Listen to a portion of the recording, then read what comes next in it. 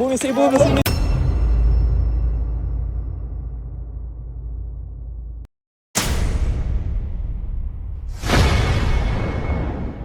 Kecintaan presenter Irfan Hakim pada hewan memang tak perlu diragukan lagi.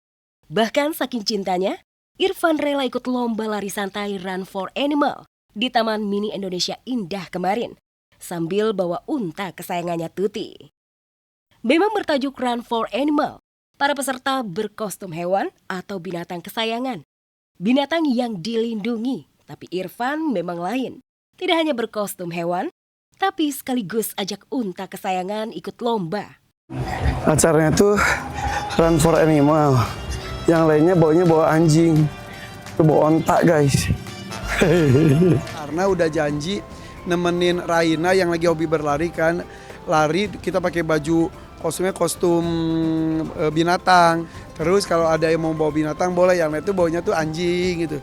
Gue bawa apa kan? Gue anjing nggak punya, takut juga. Yaudah deh, tadinya gue mau kuda, repot. Yaudah deh, unta, lebih repot lagi sih. Akhirnya sama Tuti. Nekat ajak Tuti, Irfan pun benar-benar menonjol dibanding pelari lainnya. Tuti sudah jinak dan sudah dilatih berminggu-minggu jelang acara Run for Animal. Tapi namanya hewan, ya tetap aja nggak selengkap manusia pemahamannya. Insiden tak terduga terjadi.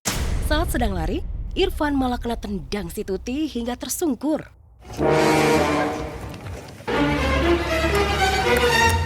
Bu, isi ibu kesini, sini.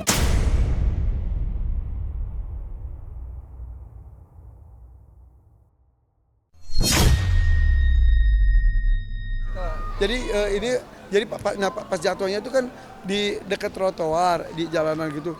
Gue nyusruk gitu, gue selamatin muka gue kan. Kayak gue nahan. Nah kayaknya kan itu cepet banget. Ini juga lutut juga kiri kanan juga berdarah juga. Baju aja sampai robek. Panggil fisioterapi, ini gue panggil fisioterapi ke rumah. Udah tadi di treatment, belum nggak di ronsen karena pas dicek alhamdulillah tulangnya aman. Tulangnya nggak patah, tulangnya nggak retak, cuma si ototnya itu ada kaget atau apa gitulah. Mudah-mudahan nggak robek juga sih. Untuk mempertahankan posisinya gue harus 24 jam pakai ini. Makasih Tuti memberikan pengalaman, gue berasa jadi olahragawan sejati. Irfan Hakim memang all out demi ikut lomba bareng si Tuti. Setiap hari, Irfan dan Tuti latihan lari bareng keliling kompleks rumahnya. Salah seorang tim Irfan Hakim jadi korban tendangan si Tuti.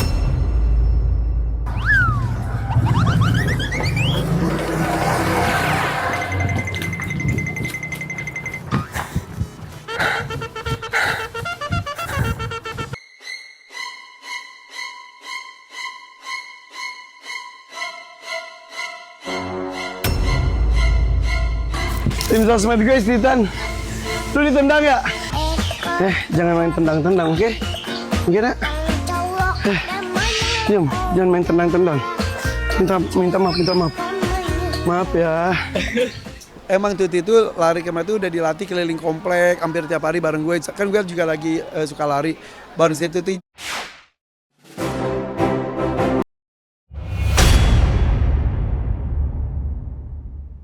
Paula Verhoeven curhat di media sosial. Mengaku sedih melihat kedua anak laki-lakinya Keanu dan Kenzo harus bolos sekolah. Kabarnya karena ikutan syuting film sama papanya Baim Wong.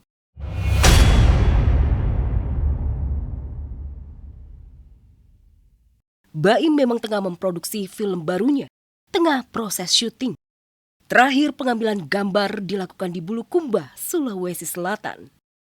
Ibu mana yang tidak sedih anaknya yang baru saja masuk sekolah malah bolos berhari-hari hanya untuk syuting film. Adek, walaupun katanya kamu suka, tapi pendidikan jangan ditinggalin dek. Syuting bukan kewajiban kamu nak. Mama sedih deh bolosnya kebanyakan. Jeritan Paula jeritan normal seorang ibu. Justru bukti cinta dan sayang. Namun jeritan itu juga bisa memicu polemik baru.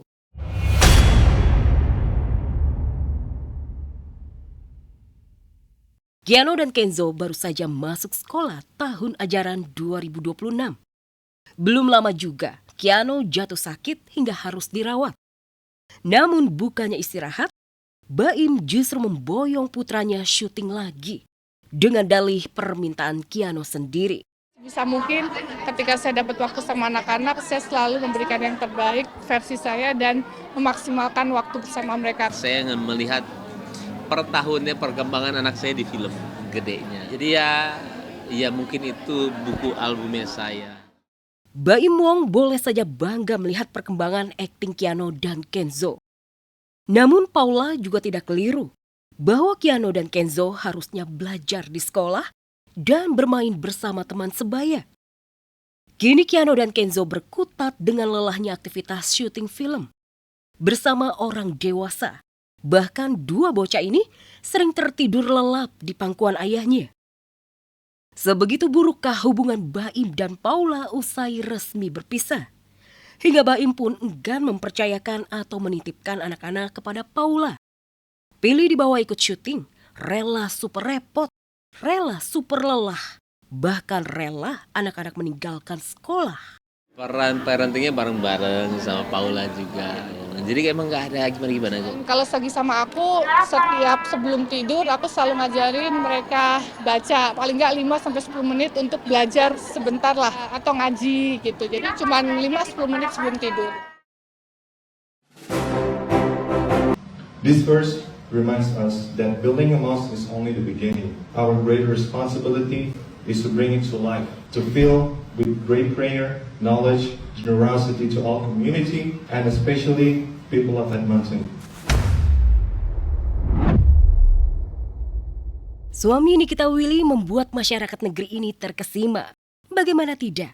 Indra Priawan yang dikenal anak pengusaha transportasi raksasa, lahir dari keluarga kaya raya, ternyata fasih jadi imam sholat. Suara merdunya saat jadi imam sholat Jumat di Edmonton, Kanada, bikin kaum hawa ngiri.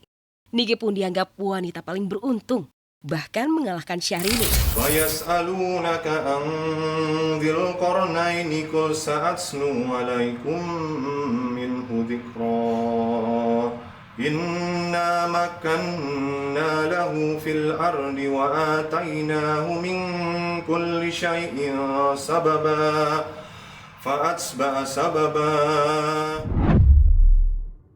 Sempat dianggap menekuni agama hanya karena tren, termasuk kisah hijrah dan hijab Niki. Kini keduanya mencoba terus menunjukkan istiqomahnya.